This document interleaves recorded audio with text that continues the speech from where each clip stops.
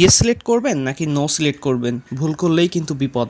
আমরা যারা ইউটিউবে কন্টেন্ট ক্রিয়েশন করি তাদের জন্য এটি একটি ধরেন ব্যাড নিউজ। তো ইউটিউব কিন্তু নতুন একটা আপডেট নিয়ে এসেছে কিছুদিন আগে। তো কিছুদিন আগে বলতে হচ্ছে কয়েক মাস আগেই আপডেটটা নিয়ে এসেছে। তো এই আপডেটটা হচ্ছে এআই রিলেটেড আপডেট। তো এই আপডেটের জন্য কিন্তু দেখা যাচ্ছে অনেকের চ্যানেল হচ্ছে নষ্ট হয়ে যেতে পারে বা অনেকের মনিটাইজেশন চলে যেতে পারে। আর হচ্ছে দেখা যাচ্ছে যারা এআই রিলেটেড ভিডিও মানে এআই দিয়ে যারা ভিডিও মেক করে বা হচ্ছে ধরেন এআই নিয়ে কাজ করে, তো তাদের চ্যানেল কিন্তু এখন হুমকির মানে দিকেই রয়েছে। যে কোনো সময় তাদের চ্যানেলটা হয়তো নষ্ট হয়ে যেতে পারে বা মনিটাইজেশন থাকলে মনিটাইজেশনটাও বন্ধ হতে পারে। তো আজকে এই বিষয়টা নিয়েই আলোচনা করব, কারা হচ্ছে অল্টারড কন্টেন্টে ইয়েস সিলেক্ট করবেন এবং অল্টারড কন্টেন্টে কারা নো সিলেক্ট করবেন। তো আসসালামু আলাইকুম, আমি হাসিব আর আপনারা দেখছেন টেক স্কুল। তো আমি এখন যে কথাগুলো বলবো এটা কিন্তু আমার নিজের কথা না, ইউটিউবে যে আপডেটটা এসেছে সেই আপডেটেরই কথা। তো চলেন আমরা হচ্ছে ব্রাউজারে চলে যাই। ওকে, তো আমি হচ্ছে ইউটিউব হেল্পের যে পেজটা রয়েছে সেখানে আমি চলে আসছি।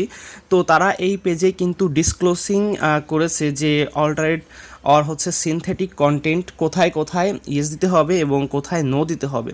তো আমি আমার মতন করে আপনাদেরকে বুঝিয়ে দিব যে কোন কন্টেন্টগুলোতে আপনি হচ্ছে ইয়েস দিবেন এবং কোন কন্টেন্টের জন্য আপনি অল্টারেট নো সিলেক্ট করবেন। তো দেখেন, প্রথমে আমি হচ্ছে যদি একটু আপনারা নিচে চলে আসেন, তো দেখেন এখানে একটা চার্ট দেখতে পাচ্ছেন। তো চার্টে হচ্ছে উপরে দেওয়া আছে don't require disclose by creator. তো এই সাইডে যেই অপশনগুলো রয়েছে বা এই সাইডে যেই মানে পয়েন্টসগুলো দেওয়া আছে, এই পয়েন্টের জন্য কিন্তু আপনাকে ইয়েস করতে হবে, সরি নো করতে হবে।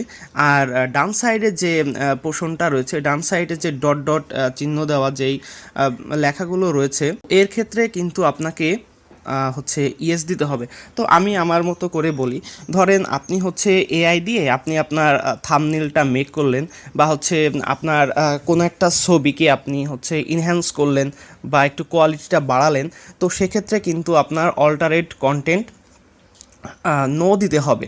তো আবার যদি দেখা যায় আপনি হচ্ছে আপনার কোনো অডিওকে এনহ্যান্স করতেছেন বা আপনার অডিওর ব্যাকগ্রাউন্ড রিমুভ মানে ব্যাকগ্রাউন্ড হচ্ছে নয়েজ রিমুভ করতে চাচ্ছেন, সেক্ষেত্রেও কিন্তু আপনার অল্টারেট কন্টেন্ট নো দিতে হবে।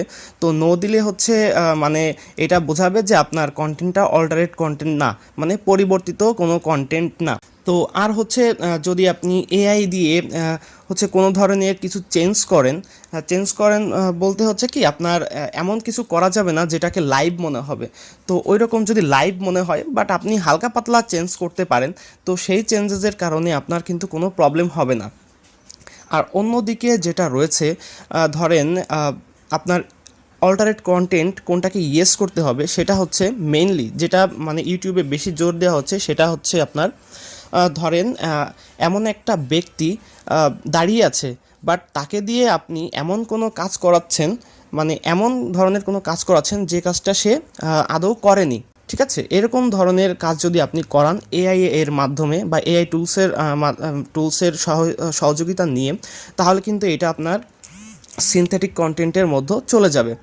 তো সেক্ষেত্রে কিন্তু আপনার অল্টারেট যে কন্টেন্ট রয়েছে ওই অপশনটাতে ইয়েস করতে হবে। তো হালকা পাতলা যদি আপনি দেখা যাচ্ছে আপনার অডিওটাকে ইনহ্যান্স করেন বা অডিওর ব্যাকগ্রাউন্ডের যে নয়েজ থাকে সেই নয়েজগুলো আপনি রিমুভ করেন, সেক্ষেত্রে কিন্তু আপনার নো দিতে হবে। বা হচ্ছে আপনি একটা থাম্বনেল ক্রিয়েট করলেন এআই দিয়ে, তো সেক্ষেত্রেও কিন্তু আপনার নো সিলেক্ট করতে হবে।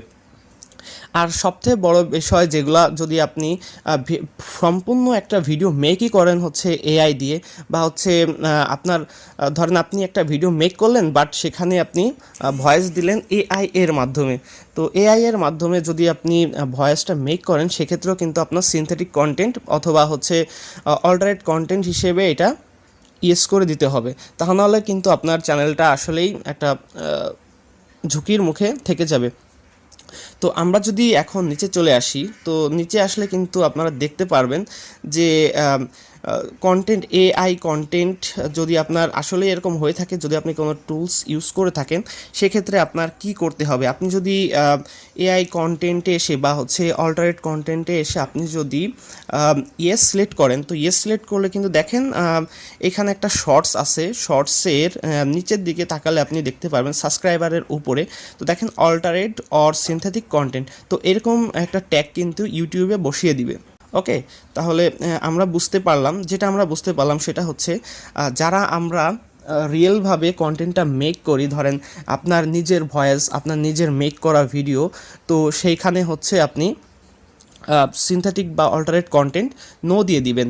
আর হচ্ছে যারা দেখা যাচ্ছে যে পুরো ভিডিওটাই মেক করেছে হচ্ছে আপনার এআই টুলস দিয়ে, এমনকি হচ্ছে আপনার ভয়েসটা, যে ভয়েস ওভারটা আছে ওইটাও হচ্ছে এআই দিয়ে মেক করা, তাহলে কিন্তু আপনাদের অল্টারেট কন্টেন্টে ইয়েস সিলেক্ট করতে হবে। আর আপনি যদি হালকা পাতলা চেঞ্জ করেন, এটা আমি আগেও বলেছি যে আপনি থাম্বনেল মেক করতেছেন, সেক্ষেত্রে কিন্তু প্রবলেম নাই। আপনার অডিওর কোয়ালিটি যদি খারাপ থাকে, আপনি যদি অডিও কোয়ালিটিটা একটু ভালো করতে চান, বা ব্যাকগ্রাউন্ডের যে নয়েজগুলো থাকে অডিওর, সেই নয়েজগুলো যদি আপনি ক্যান্সেল করতে চান, বা হচ্ছে আপনার ভিডিওর কোয়ালিটিটাও যদি একটু হাই করতে চান, ইনহ্যান্স করতে চান, তাহলে কিন্তু হচ্ছে আপনার এটাতে এই কন্টেন্টগুলোতে কিন্তু আপনার অল্টার যে অপশনটা রয়েছে সেটাতে নো দিতে হবে। আর অন্যদিকে যেটা রয়েছে সেটা হচ্ছে আপনার মেইন যে বিষয়গুলো এখানে ইউটিউবের হেল্পে তুলে দেওয়া হয়েছে, সেগুলো হচ্ছে আপনি এমন কোনো কাজ করাইতে পারবেন না যে কাজ হচ্ছে কোনো ব্যক্তি করেনি, এমন কোনো কাজ আপনি সেটা করাতে পারবেন না, এমনকি ভয়েসও আপনি দিতে পারবেন না। যদি দিয়ে থাকেন তাহলে সেটাতে আপনার হচ্ছে অল্টারেট কন্টেন্ট হিসেবে ইয়েস করে দিতে হবে। তো আশা করি আমি আপনাদেরকে বোঝাতে পেরেছি যে কোন ক্ষেত্রে আপনারা ইয়েস দিবেন এবং হচ্ছে কোন ক্ষেত্রে আপনারা নো সিলেক্ট করবেন।